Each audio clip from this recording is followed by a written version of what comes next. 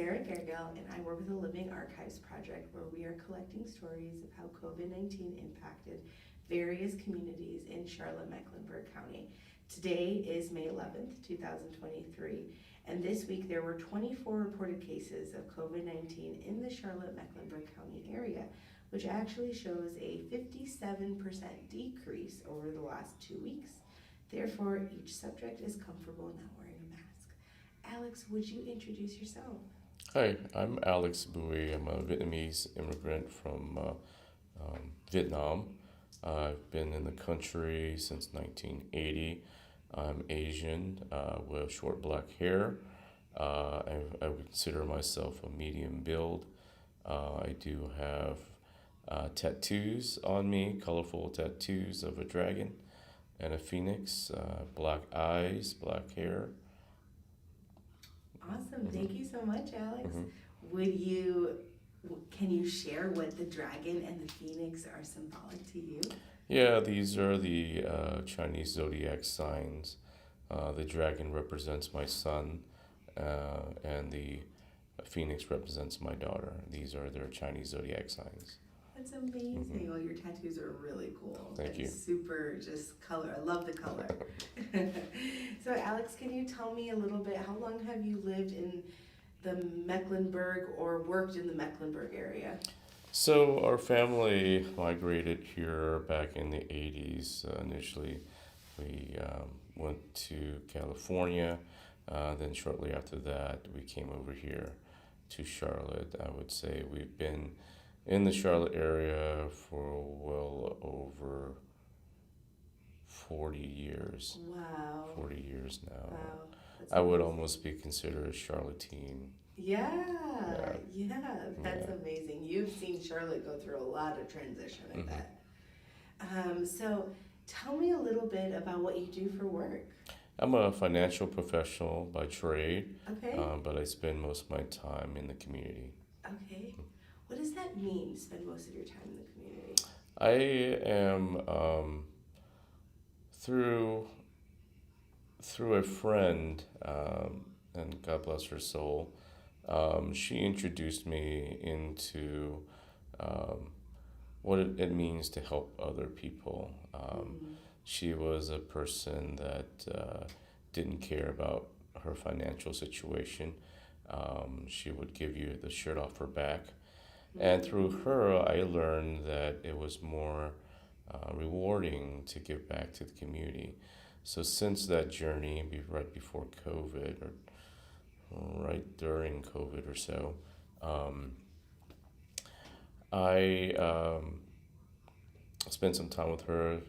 We went through some goodwill projects, and she passed away in 2021.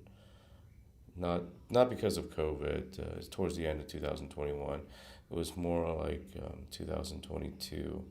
I can't remember the exact date because I blocked it out of my memory, and I've known this young lady for 35 years. I'm so sorry. Yeah, so she mentioned to me before she had passed to continue doing what I was doing, and to help be in her place. So from there, I'm on the executive board of the Carolina Asian Chamber of Commerce.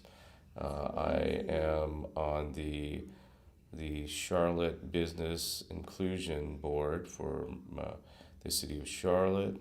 I am president of the Vietnamese Association here in Charlotte, with 18,000 Vietnamese population. We are the second largest ethnic group here. Wow. There's 68,000 Asian Americans in the Mecklenburg and surrounding areas. Indian being the first largest, and Vietnamese being the second largest. That's incredible. I had no idea. Yeah. That's amazing. We represent about 66% of the population in Mecklenburg County. Wow. Yeah. Wow.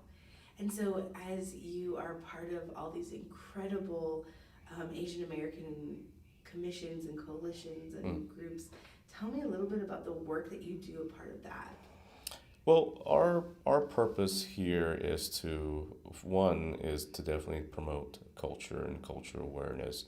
Yeah. The other thing also is to help promote Asian-owned businesses in the area, and also with the aging population, access to health care, translation. Okay.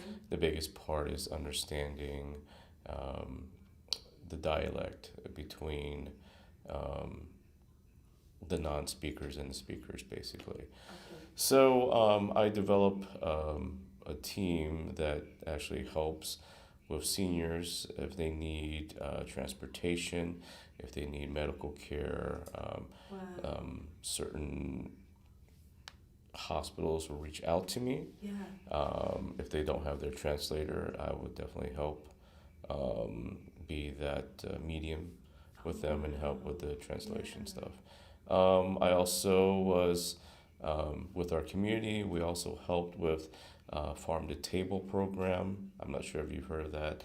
Okay. Through the I believe it's the USDA. Okay.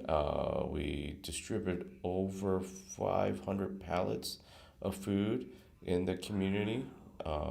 During COVID, I was able to distribute over 15,000 KN95 masks to our communities, not only the Asian American community, also anyone that was available or needed it.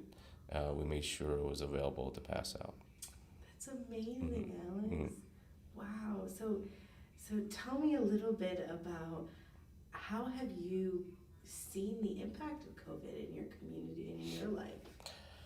I think COVID at the beginning was something that I think everybody more or less blew off, and they didn't take it seriously.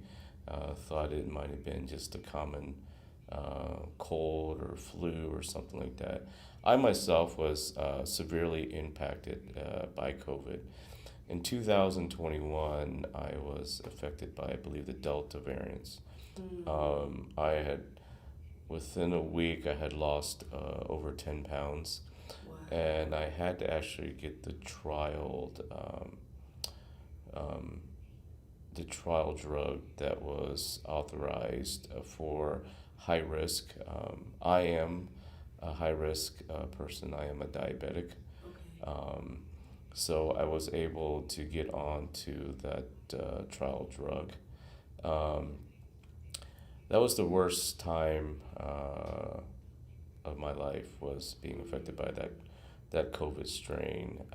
Then in 2022, I was also caught a second strand of COVID, but that was just like a cold though. Okay. So that one wasn't as bad. But I believe in my community with COVID, they were very skeptical of COVID. They had there was no literature on it in the Vietnamese language to educate them what COVID was Okay. to begin with. They had no, and healthcare is another thing, because they in their community, in our community, a majority of the Asian Americans, or I'm sorry, the Vietnamese in general, just my parents, just using them for example, they just don't feel comfortable going to an American doctor, Okay. right? So most of the Asian doctors were still new to the COVID when it first came out, so they couldn't really give them any instructions. Yeah. I've seen close friends die from COVID. I mean, he was 30 something years old. He's one of my employees too. I've seen seniors, so it ranges. But yeah, the impact of COVID may mean different things to different people. To me, it wasn't taken seriously at the beginning. I don't think there was enough information to digest what was going on, and it was new, it was unknown territory for everybody. Yeah. Um, so with that being said, we try to reach out to the community. We held COVID drives when the vaccines came available. Um, Knowing that there's 18,000 Vietnamese in the area, we were able to administer somewhere over 1,000 vaccines through 3 COVID drives for our community. Everyone was welcome to, but it was held at a Vietnamese Catholic church and also at the International Supermarket. Okay. Yeah. So when you mentioned that when COVID first happened, there wasn't a lot of resources geared towards the Vietnamese community or Asian community in general. Correct. Did the groups that you're a part of have to translate some of those things and kind of put those resources out there, or how did that work? Yeah, that was some of the avenues that we took. But majority of that, which is I find it funny, is that I find that the Asian community or the Vietnamese in general love YouTube. Oh, okay. And there are YouTube newses Okay. that is in Vietnamese that people take it upon themselves to make the public aware, Wow. or the Asian community in whole. Yeah. Some of the stuff I laugh.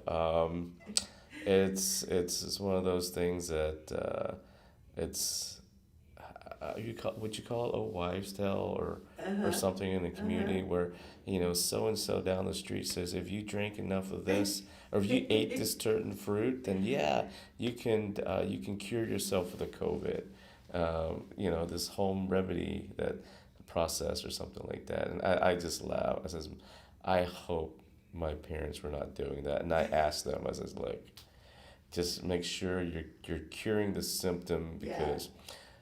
During that point, they're quote unquote, and still today, there's not a cure for it. Yeah. You're really kind of mitigating the symptoms and trying to, I wouldn't say, handle the symptoms. Yeah. So you mentioned that you were hit pretty hard by the Delta variant. Mm-hmm. So during that time, what was going through your mind? What were you feeling?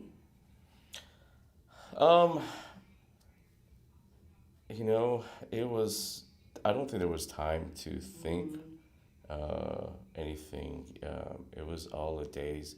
And then the first time I knew I got it, the first symptom was the taste. Right. Yeah. I couldn't taste anything, and I turned to my wife. I was like, honey, I think I've got COVID.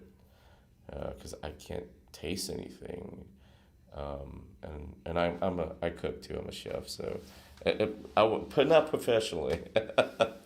And she's like, that's strange. You can't taste stuff because normally I would pick up on certain spices or something in the food and go home and replicate it after I've eaten somewhere. But I self-isolated in our house upstairs. And all I remember was just sleeping and sweating and not being being uncomfortable, not being able to do that. And then my breathing got really shallow. It was hard. So at that point, we called the doctor, and the doctor sent us in to the emergency room and stuff like that. And they had, it was, I can't, for the life of me, don't remember the name of that drug, but it was administered through an IV, through an IV, and I was there for a couple hours. Okay. Yeah. So if I remember correctly, during that time, the hospitals had a lot of restrictions. Did you, when you were in the ER, and then did you have to be by yourself? Yes. Yeah, they didn't let anyone in. No, absolutely not. Yeah, absolutely. I can imagine that was challenging too. Yeah, it was, especially for the family. Yeah. But I mean, even at that point, my mom in 2021 had a mini stroke. Being that it was during the hype of COVID, we couldn't go visit her. Also, Yeah. so that took a toll on the family. I can imagine. I'm Yeah. so sorry. hmm Man, so when she had this stroke, was she in the hospital? Yes. Or? Yes. Yeah. And they wouldn't let anybody. No. No. No. My mom. Wow. Her English is decent. Okay. But my sister was able to come see her. But mom is one of those that she wants somebody to be there Yeah. with her. Yeah. And my sister called me and was crying to me, and she's like, "I can't be there with mom. Can you do something about this?" or something like that. I said, "Look, sis," I said, I can't really do anything about it. And she was just, luckily my mom recovered, Yeah. and she's home, strong as ever. So happy to hear that. Yeah. So happy.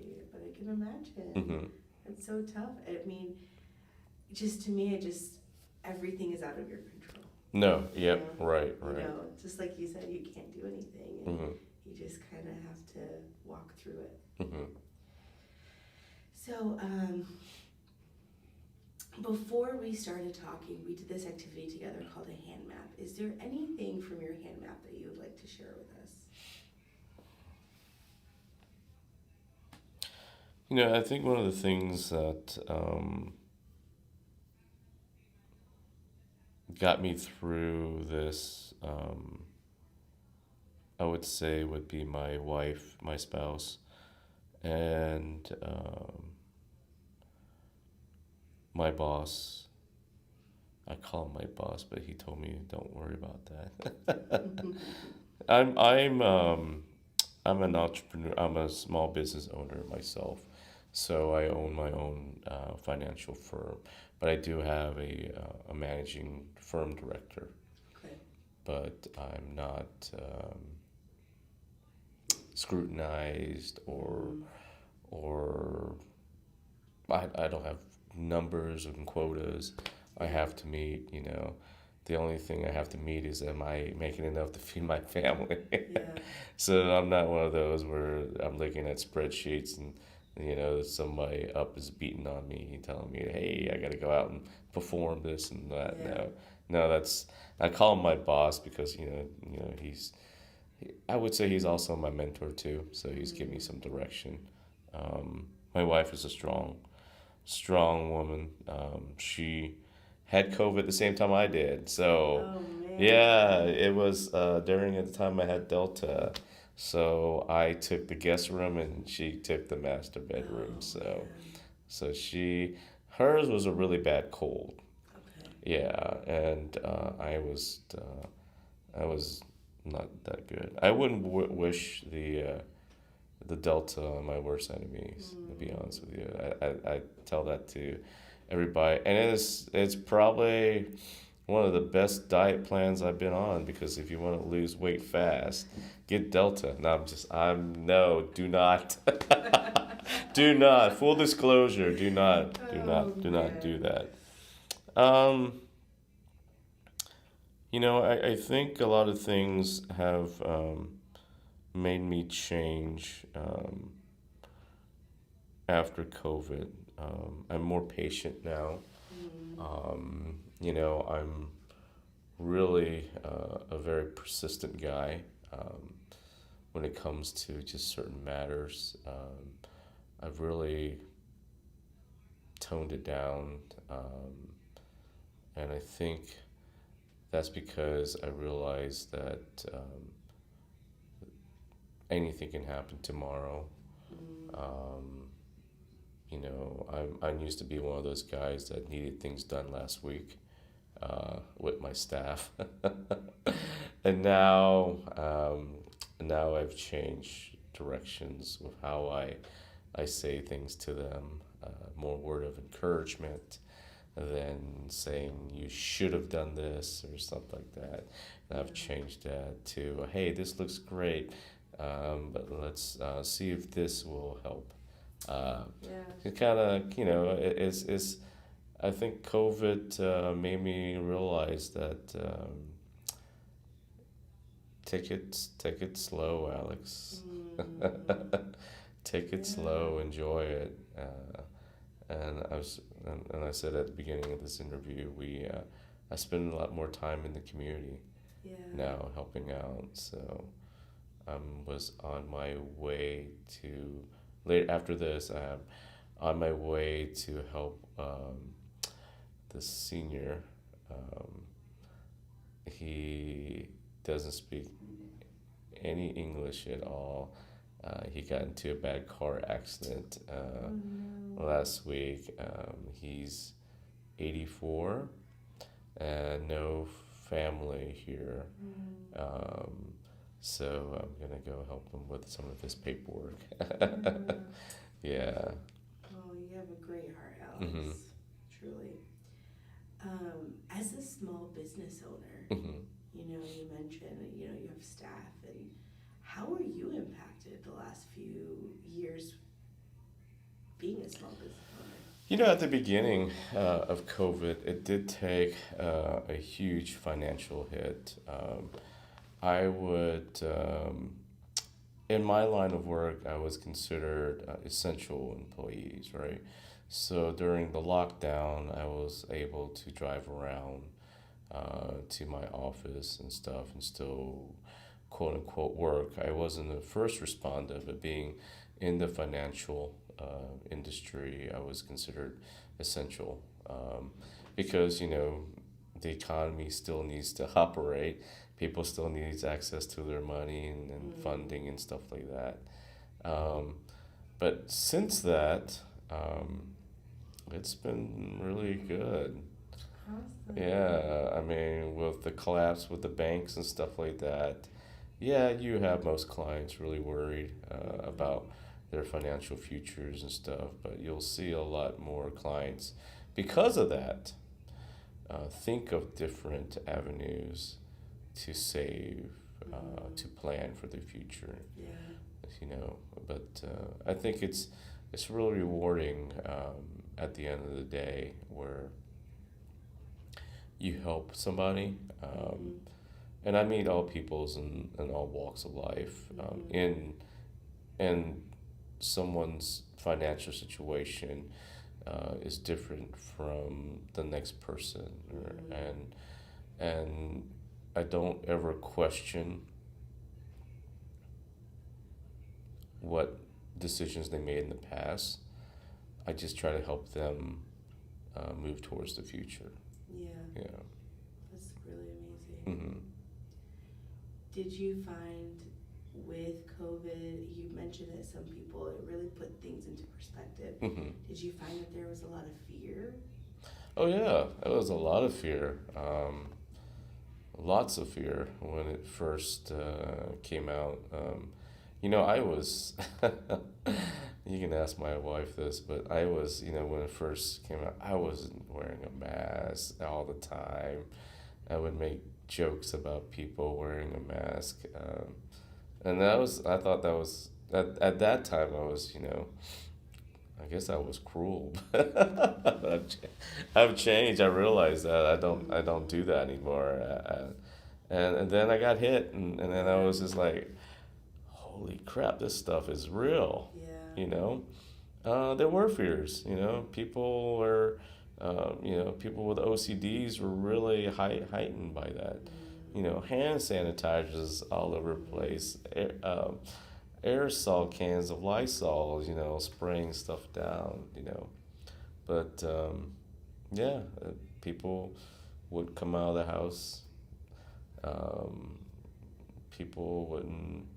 It really lost a sense of community mm, and a sense of belonging. yeah. I think it's, initially it's kind of like you go through the 5 stages of grief. Or there's a book, I have to remember the author on it, but first you had fear, then anxiety, then you question it, and then it's like, all right, we had enough, let us out.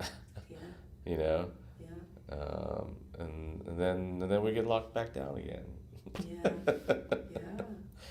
How do you feel now that most of the restrictions have been lifted and the percentages of people impacted have definitely decreased?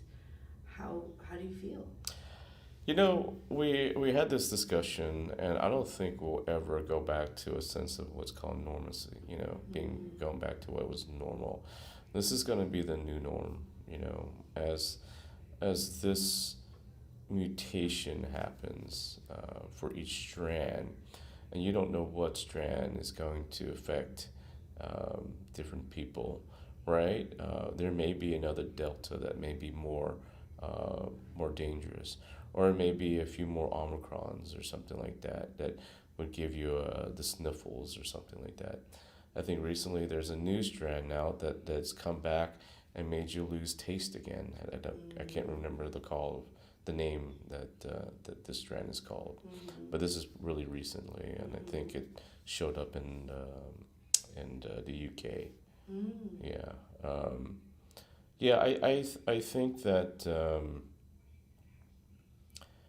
once once everything is quite settled down, which it is, Yeah. um, but with all the restrictions being lifted, we tend to lower our guard, Yeah. and I don't want to see a relapse of what was happened, because after Delta, um, some of the restrictions were lifted, and then boom, a lot more people got infected with Omicron or something like that, Mm. which fortunately wasn't as serious, and there wasn't many fatalities with that. Um, People start getting complacent, stop washing their hands as much, and I think they kind of thought, oh, okay, it's done, it's all over. No, we have to change, and we have to keep some of the stuff that we did, precautions, Mm-hmm. being, like I said, the new norm. Mm-hmm. So You also mentioned that you have two kids. three, Three kids. three Oh, kids. three kids. Yeah. Wow. So, as a father, and how was your family during the last few years and through all different transitions? How are the kids impacted, and how did you see that? My oldest son got COVID. He was really sick. Um, he is good. I don't know if my middle son, he might have gotten it, but I don't recall. And this is later though. This is like 2022. Okay. So it wasn't during the heightened Yeah. stage of it. So fortunately, these are the lesser strands per se. Mm-hmm. And then I believe my baby girl was the last one to get it, and she slept for like an entire week. Wow. Yeah, but she was fine. We checked up on her and stuff like that. But yeah, so they fortunately, this generation, they don't want to leave the house. We're trying to kick them out. So all three kids live with me. Yes, I do have two adult child with me, and my baby girl is a teenager. Okay. Yeah, Okay. yeah. So when COVID, the restrictions first happened and the lockdown, did she have to stay at home from school? She did. Yeah. She did. Fortunately, her learning process, uh, she adapted, and I heard from a lot of people that because of the remote learning, the what do you call it, the metrics with math and reading and stuff like that. A lot of the kids weren't picking up that. They weren't disciplined. Um, they were. I guess the parents didn't monitor their education with the remote learning. So I was fortunate that my daughter um, didn't suffer from that. My two boys were in college, so they were, they're adult, and they're doing. Matter of fact, my other son is graduating this week, Wow. Yeah, from UNCC. So yeah, Congratulations. That's amazing. right. Yeah, he's got a minor in biology, and he's majoring in health system business management, I believe, Okay. something like that. I don't remember. Very different from biology. Yeah, That's so yeah, cool. yeah. Well, that's I think it's the prerequisite to healthcare. Okay. Yeah, with biology, a lot of you find a Oh, lot of healthcare will do interesting. either a minor in biology or something like that. Really? Hmm. Oh, Yeah. interesting. Hmm. Very cool. Very cool. So, to honor and respect your time, Alex, is there any story or experience that you would like to share with us before we finish? Um, I think the impact of COVID in general has really affected us as a whole, as a society. The initial the initial scare and the fear that a previous administration called it the China virus, and that really brought to light the AAPI hate in this country, and that came to light. I knew of a couple of people that were directly impacted by Asian hate because of the stigma that we brought COVID here, and we're not even Chinese, two different countries per se. But when they look at us, we're Asian, so it doesn't matter what kind of Asian we are. We're all Asians, and you're probably from China and you brought this COVID to us. Um, so that in itself was kind of heartbreaking, heart wrenching feeling. You know, that my friend that was personally affected with was an Uber or Lyft driver and was ferrying some intoxicated people that said some very derogatory stuff and told him to go back to his country. Um, and he reached out to us, and we showed him the proper outlets to make sure that's addressed, to get that handle. And then economic impact on it. A lot of the Asian business are not, and with any other small businesses, are all face to face. So the Asian population nail industry suffered big time. The Vietnamese is majority of them are nail business owners or nail technicians. So without knowing and without the uncertainty of when the COVID was going to end, a lot of them lost income, jobs, housing, divorces because arguments of money. Mental health is a huge issue. Suicide rates went up in our community. Mostly men that felt that they were no longer taking care of their family and took the ultimate, which is the worst way out. But that's to them. They felt the word I'm looking for. I believe it's called they lost face.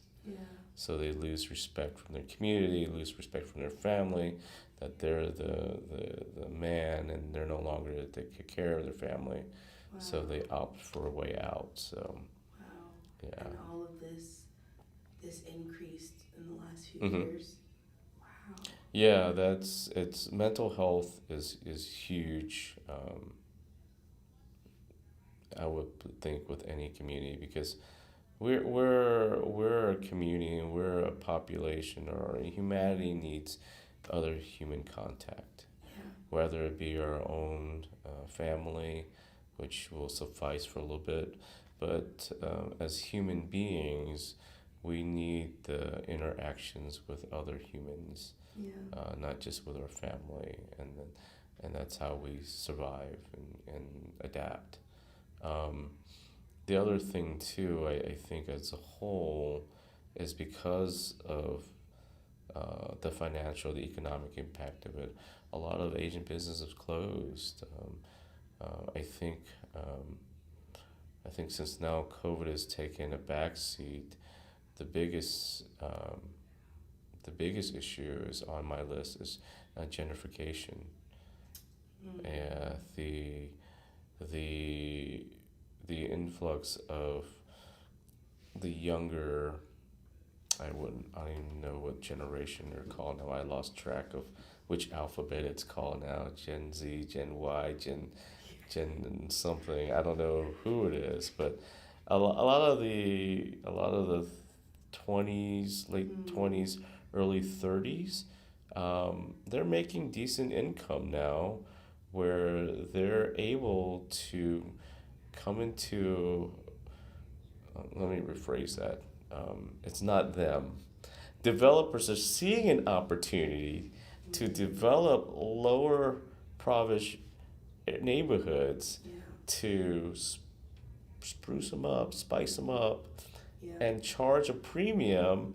And these guys are moving in, therefore moving out the lower income. The lower income people are no longer able to afford the taxes to stay, even though the property may be paid off or whatnot. But now you've got a tax increase. Myself, I'm deeply impacted by the tax increase Wow. for my property. Yeah. You know, it's a lot of people say it's good. Well, I'm not selling my house anytime soon, Yeah. so I'm gonna have to pay the higher taxes because of because land is a premium. Yeah. Yeah, but gentrification, I think it's a huge concern. We definitely need to take a look at that and see how we can work around what quote unquote was called affordable housing. If we continue to do this, then it's not you're not going to find affordable housing for middle to low income areas. You take example North Tryon Mall. There's an Asian corner mall that was there, and a huge population of the Asian community shopped there. Well, that has now been shut down. A developer has purchased that, and yeah, that's not good news for the Asian community. No, Yeah. I'm so sorry. Mhm. Are there plans where they can move and restart, or is it? No, no. I've talked to the owners. They basically told me, Alex, look, there's nowhere that's affordable for us Wow. to restart this. Yeah, Gosh, yeah. that is so tough. Mhm. That is so tough, Alex. I'm so sorry to hear that. And it's such a reality Yeah. now. I think as the county and the city move towards this program called Corridors of Opportunities, and I hear that a lot. And the issue that I have is supposedly they're enticing development to help the neighborhoods. But the question I want to ask is, has anybody surveyed the neighborhood and asked the people that live in the neighborhood if they want these new microbreweries coming in? Do they, do they need these banks coming in? Do they need these tea houses, these little couture, posh shops that pop up, stuff like that, right? These are people that are trying to live paycheck to paycheck, and the people that are actually benefiting are living outside these neighborhoods. They're coming into these microbreweries, these tea houses. If you're talking to somebody that can barely pay their rent or electricity bill and ask them to pay $7 for a tea, that doesn't make any logic. So, these, okay, I get it, access to banking, right? If they get a bank in there, well, if they're not banking there already, Do you think they're going to come in there and open an account with you? And with the interest rate going up and inflation where it is, the scrutiny of who's going to getting a loan. The people that are living in their low income, are they going to have access to the loan? I get financial literacy is a thing, which I educate that all the time. Which financial literacy? Well, how do you educate somebody financially if they are finding it hard to either pay their rent or get food on the table? Yeah. Yeah. Uh, that's a hard decision, It is. right? Or have power, or feed their kids. Yeah. They're gonna let the power lapse and feed their kids. Are they going to think about driving down the street to this microbrewery and having a beer, or going to a tea house or a local coffee place that's franchised Yeah. and pay Very true.